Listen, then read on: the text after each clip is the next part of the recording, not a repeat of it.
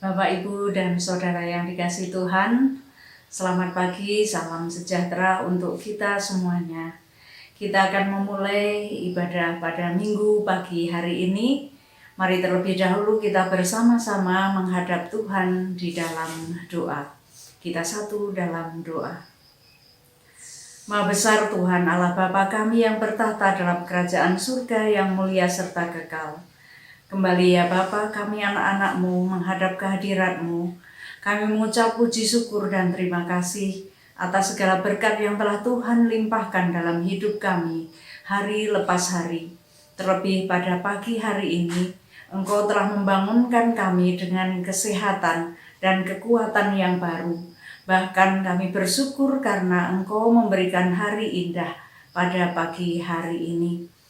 Bapa di dalam surga, kami juga bersyukur meskipun pada masa pandemi COVID-19 ini, kami bersama-sama bisa melaksanakan ibadah, meskipun itu kami lakukan dari rumah kami masing-masing. Kami mensyukuri segala berkat-Mu Tuhan, dan pada saat ini kami juga memohon curahan Roh Kudus atas kami masing-masing, supaya kami bisa mendengarkan dan bahkan melakukan apa yang menjadi kehendak Tuhan dalam kehidupan kami di hari-hari yang masih Engkau percayakan kepada kami. Berbicaralah Tuhan, karena kami anak-anak-Mu siap untuk mendengarkan. Dalam nama Tuhan kami Yesus Kristus, kami berdoa dan mengucap syukur. Amin. Bapak, Ibu, dan Saudara yang dikasihi Tuhan, bacaan kita pada pagi hari ini terambil dari Yohanes 6 ayat 1 sampai dengan yang ke-21. Yohanes 6 ayat 1 sampai 21 saya akan membacakan untuk Bapak, Ibu, dan Saudara sekalian. Demikian firman Tuhan dalam Yohanes 6 ayat 1 sampai 21. Sesudah itu Yesus berangkat ke seberang danau Galilea, yaitu danau Tiberias. Orang banyak berbondong-bondong mengikuti Dia karena mereka melihat mujizat-mujizat penyembuhan yang diadakannya terhadap orang-orang sakit. Dan Yesus naik ke atas gunung dan duduk di situ dengan murid-muridnya. Dan Paskah hari raya orang Yahudi sudah dekat. Ketika Yesus memandang sekelilingnya dan melihat bahwa orang banyak berbondong-bondong datang kepadanya, berkatalah ia kepada Filipus, "Di manakah kita akan membeli roti supaya mereka ini dapat makan?" Hal itu dikatakannya untuk mencobai Dia, sebab ia sendiri tahu apa yang hendak dilakukannya. Jawab Filipus kepadanya, "Roti seharga 200 dinar tidak akan cukup untuk mereka ini, sekalipun masing-masing mendapat sepotong kecil saja." Seorang dari murid-muridnya, yaitu Andreas, saudara Simon Petrus, berkata kepadanya, "Di sini ada seorang anak yang mempunyai 5 roti jelai dan 2 ikan. Tetapi apakah artinya itu untuk orang sebanyak ini?" Kata Yesus, "Suruhlah orang-orang itu duduk." Adapun di tempat itu banyak rumput, maka duduklah orang-orang itu, kira-kira 5.000 laki-laki banyaknya. Lalu Yesus mengambil roti itu, mengucap syukur, dan membagi-bagikannya kepada mereka yang duduk di situ. Demikian juga dibuatnya dengan ikan-ikan itu, sebanyak yang mereka kehendaki. Dan setelah mereka kenyang, ia berkata kepada murid-muridnya, "Kumpulkanlah potongan-potongan yang lebih, supaya tidak ada yang terbuang." Maka mereka pun mengumpulkannya dan mengisi 12 bakul penuh dengan potongan-potongan dari ke-5 roti jelai yang lebih setelah orang makan. Ketika orang-orang itu melihat mujizat yang telah diadakannya, mereka berkata, "Dia ini adalah benar-benar nabi yang akan datang ke dalam dunia." Karena Yesus tahu bahwa mereka hendak datang dan hendak membawa Dia dengan paksa untuk menjadikannya Dia raja, Ia menyingkir pula ke gunung seorang diri. Dan ketika hari sudah mulai malam, murid-murid Yesus pergi ke danau, lalu naik ke perahu dan menyeberang ke Kapernaum. Ketika hari sudah gelap, Yesus belum juga datang mendapatkan mereka. Sedang laut bergelora karena angin kencang. Sesudah mereka mendayung kira-kira 2-3 mil jauhnya, mereka melihat Yesus berjalan di atas air mendekati perahu itu. Maka ketakutanlah mereka. Tetapi Ia berkata kepada mereka, "Aku ini, jangan takut." Mereka mau menaikkan Dia ke dalam perahu dan seketika juga perahu itu sampai ke pantai yang mereka tuju. Bapak, Ibu, dan Saudara yang dikasihi Tuhan, demikian firman Tuhan yang terambil dari Yohanes 6 ayat 1 sampai dengan yang ke-21. Saudara-saudara yang dikasihi Tuhan, selamat pagi, salam sejahtera untuk kita semuanya. Tema renungan kita pada pagi hari ini adalah beriman di tengah badai. Dengan harapan setelah kita bersama mendengar renungan pagi ini, kita tetap menghidupi keyakinan iman akan penyertaan Allah di dalam setiap kesulitan yang menjadikan kita bertambah kuat dalam menjalani hidup yang berpengharapan. Saudara-saudara yang dikasihi Tuhan, saya yakin jika kita semua pasti pernah mengalami masalah dan kesulitan hidup. Apakah saudara menganggap bahwa masalah dan kesulitan itu sebagai sahabat? Jujur saja, kenyataannya kita menghabiskan banyak waktu untuk menghindari masalah atau kesulitan yang saat ini kita sebut sebagai badai kehidupan. Memang tidak ada orang yang menyukainya, tapi kita perlu menyadari kebenaran bahwa Tuhan seringkali menaruh kita di tengah-tengah badai dengan tujuan supaya kita bertumbuh secara imani. Kita justru didewasakan secara imani ketika sedang berada di dalam kesedihan. Seperti halnya cuci cetak film atau cuci cetak foto film, iman bisa diproses paling baik di dalam kegelapan. Saya tidak mengerti mengapa begitu, tetapi begitulah yang sebenarnya. Rencana Allah bagi pertumbuhan iman kita melibatkan badai. Saudara-saudara yang dikasihi dan mengasihi Tuhan, melalui Yohanes 6 ayat 1-21, kita dapat belajar beberapa hal penting tentang mengelola sikap percaya dalam hidup beriman sekalipun di tengah badai persoalan.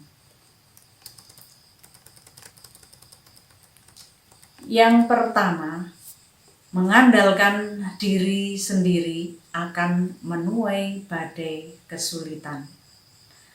Kisah Daud ketika dia meyakini kehadiran Allah melalui tabut perjanjian yang dibawanya ke Yerusalem, dia mengalami banyak kemenangan dan makin masyhur.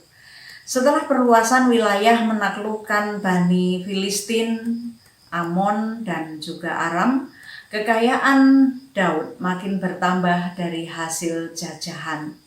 Karier Daud mencapai puncaknya saat dia menjadi raja. Tetapi ketika ia mengandalkan pikirannya sendiri dan mengikuti keinginan sendiri yang tidak terkendali, melawan norma kebenaran demi memenuhi hasrat seksualitas, maka masalah dan kesulitan baru menunggu di depan mata.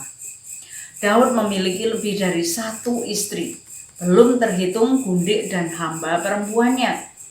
Itu menjadi catatan hitam Daud yang menjadi pengingat di sepanjang sejarah. Di saat karier dan prestasi kerjanya di puncak, Daud tidak bisa mengendalikan dorongan seksualnya dan menginginkan Batseba, istri Uria, dengan cara yang licik. Bapak Ibu Saudara yang dikasihi Tuhan, Daud menjadi contoh bagaimana kehidupan iman dapat gugur ketika mengandalkan diri sendiri dan membiarkan keinginan tanpa kendali. Ketika suara Tuhan didengarkan dan perintahnya dilakukan, maka kemurahan dan berkat-Nya diberikan. Ketika keinginan dan nafsu dalam diri menguasai, bahkan memakai kesempatan dan kekuasaan untuk keinginan tindakannya yang keliru, maka itu menjadi penanda akan terjadinya badai persoalan baru. Yang kedua, beriman karena mujizat.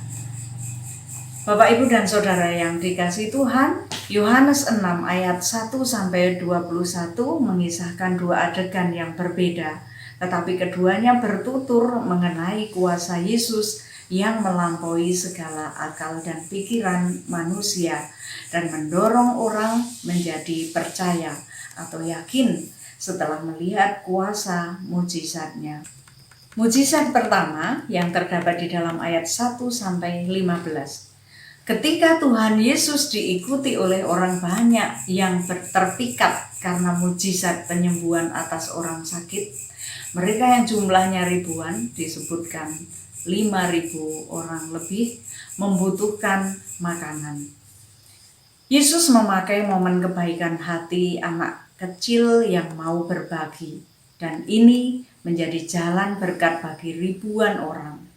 Karya kasih dan mujizat Tuhan Yesus terjadi ketika orang yang mengikutnya juga memahami serta mau terlibat dalam penyelenggaraan karya kasih-Nya. Mujizat Tuhan Yesus terjadi dalam dua hal. Pertama, hati yang tergerak belas kasih, dan yang kedua, semua orang yang rela mendengar perintah-Nya. Inspirasi iman anak kecil akan Yesus yang menggerakkannya untuk berbagi saat terjadi kelangkaan pangan menyadarkan kita bahwa mujizat Yesus terjadi ketika kita juga rela terlibat dalam karya kasih-Nya. Bapak, Ibu, dan Saudara yang dikasihi Tuhan, mujizat kedua, pengalaman para murid menghadapi angin danau yang bergelora, yang membuat para murid sadar bahwa mereka memerlukan Yesus untuk menyelamatkan mereka dari badai tersebut. Dan Yesus hadir tepat pada waktunya, menolong pada saatnya. Bapak, Ibu, dan Saudara yang dikasihi Tuhan, para murid meninggalkan Tuhan Yesus dengan sengaja, tetapi kasih dan perhatian Tuhan Yesus tidak berubah. Yesus memaafkan, bahkan menguatkan para murid di saat ketakutan melanda mereka. Bapak, Ibu yang dikasihi Tuhan, Injil Yohanes 6 ayat 1-21 memberikan penegasan penting bagaimana Allah yang penuh kasih dan berkuasa dalam diri Tuhan Yesus secara nyata hadir dan memberikan pertolongan kepada umat-Nya yang tengah menghadapi berbagai macam kesulitan dan masalah di dalam hidupnya. Bapak, Ibu, dan Saudara yang dikasihi dan mengasihi Tuhan, merenungkan kembali pelajaran mujizat yang harus dibuktikan melalui ujian badai ini. Saya teringat akan mainan anak saya ketika masih kecil, yaitu balon plastik yang sering dijual di pinggir-pinggir jalan.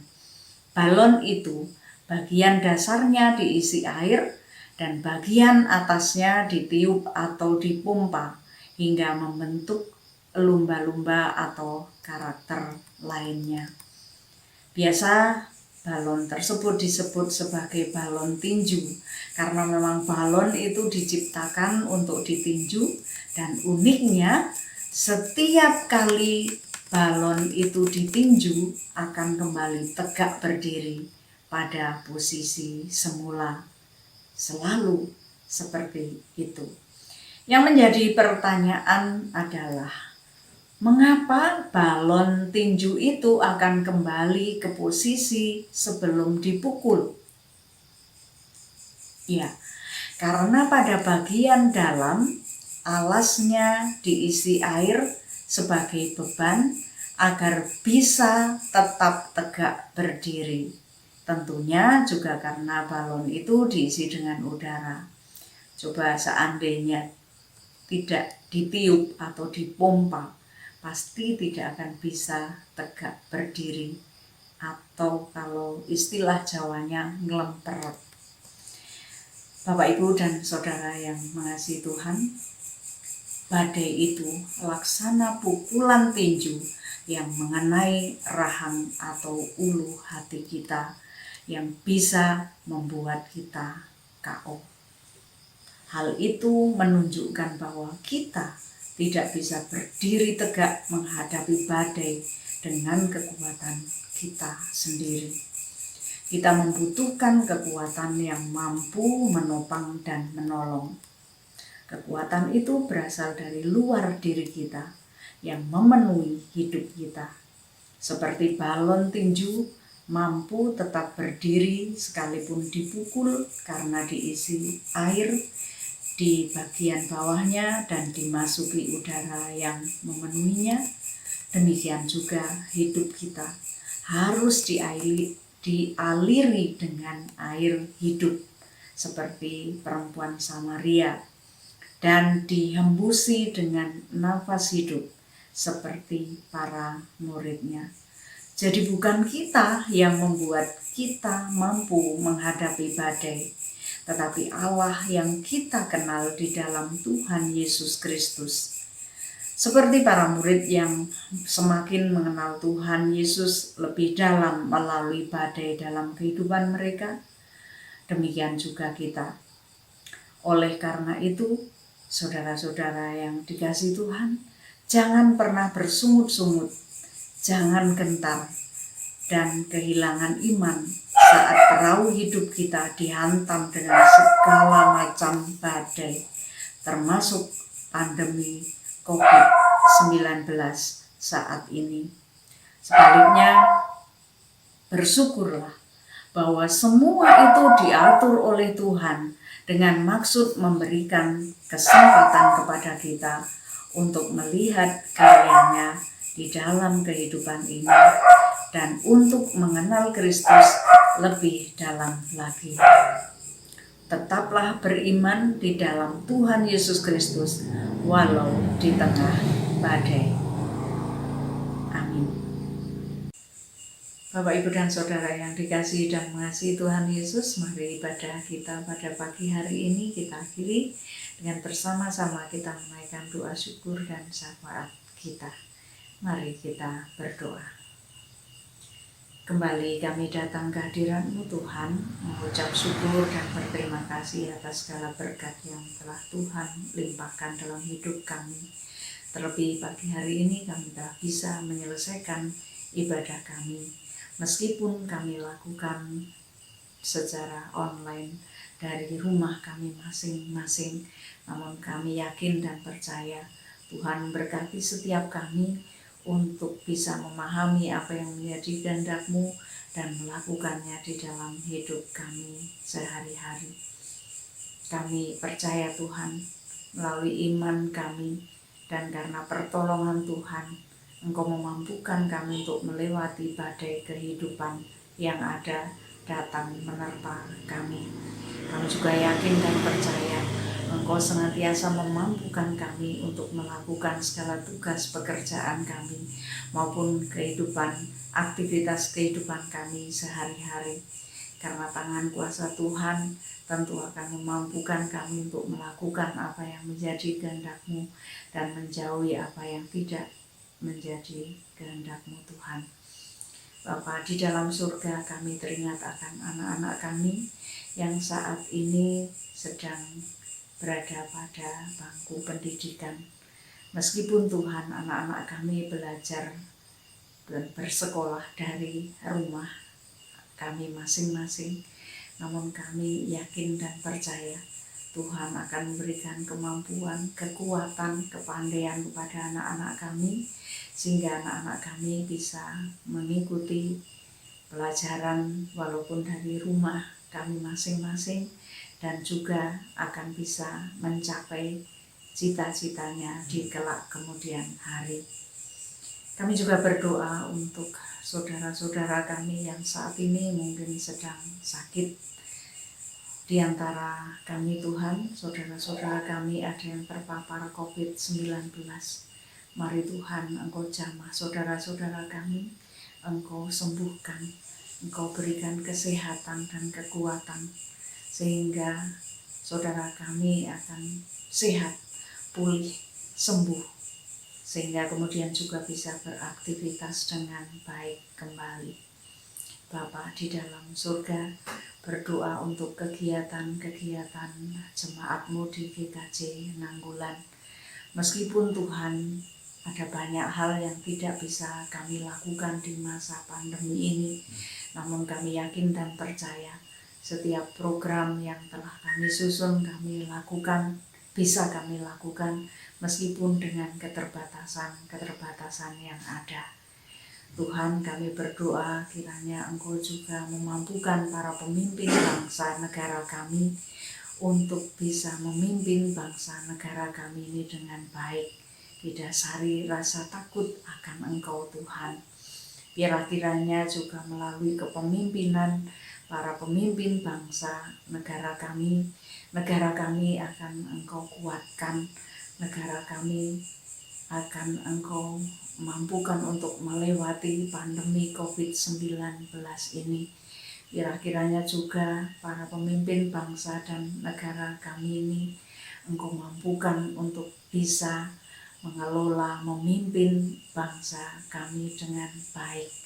Kiranya Tuhan juga melalui mereka, kami semua warga negara Indonesia mendapatkan kedamaian dan ketentraman. Bapa di dalam surga, kami menyerahkan seluruh kehidupan kami hanya ke dalam tangan kuasa Tuhan.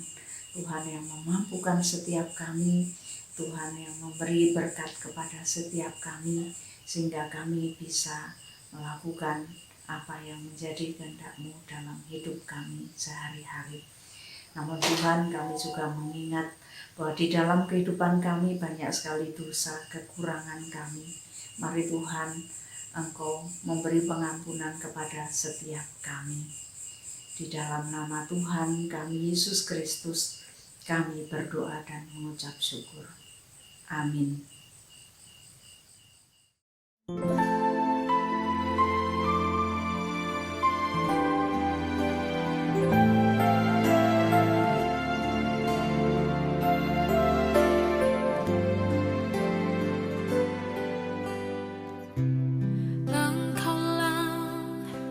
Perisaiku saat badai hidup menerpaku, firman-Mu di dalamku tenangkan jiwaku. Engkaulah perisaiku saat badai hidup menerpaku, firman-Mu di dalamku tenangkan jiwaku. Ku kan berdiri di tengah badai dalam kekuatan yang Kau berikan. Sampai kapanpun ku kan bertahan, karena Yesus selalu menopang. Ku kan bertahan di dalam tekanan, dengan